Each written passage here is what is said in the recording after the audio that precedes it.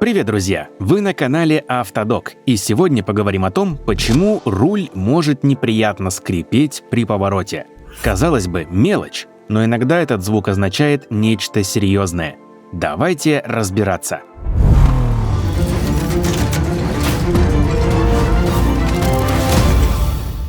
Скрип на месте или на парковке. Чаще всего вы замечаете скрип, когда крутите руль на месте или двигаетесь очень медленно. Причин тут несколько. Опорный подшипник – это деталь, которая помогает стойке амортизатора вращаться. Когда он изнашивается, появляется характерный хруст или скрип. Рулевая рейка. Тут все серьезнее. На первых стадиях просто звук, но если пустить дело на самотек, придется менять весь узел. А это уже дорого. Рулевые наконечники или шаровые опоры. Они тоже изнашиваются и начинают поскрипывать. Причем в сырую погоду скрип может временно исчезнуть, и это классическая ловушка для водителя. Ну и еще вариант – сама рулевая колонка.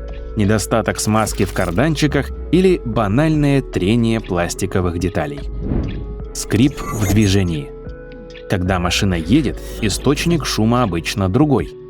Один из подозреваемых – ступичный подшипник. Он может издавать свист или скрип в поворотах. Звук зависит от скорости и угла поворота. Иногда виноваты тормозные суппорты.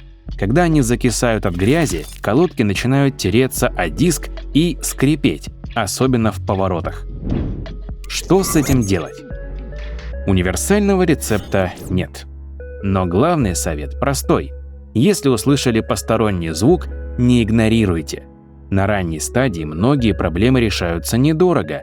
Замена подшипника, смазка, ремкомплект.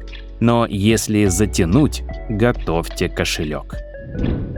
Безопасно ли ездить со скрипом? Если звук только появился, машина не разваливается прямо на глазах, то ездить можно, но долго откладывать нельзя.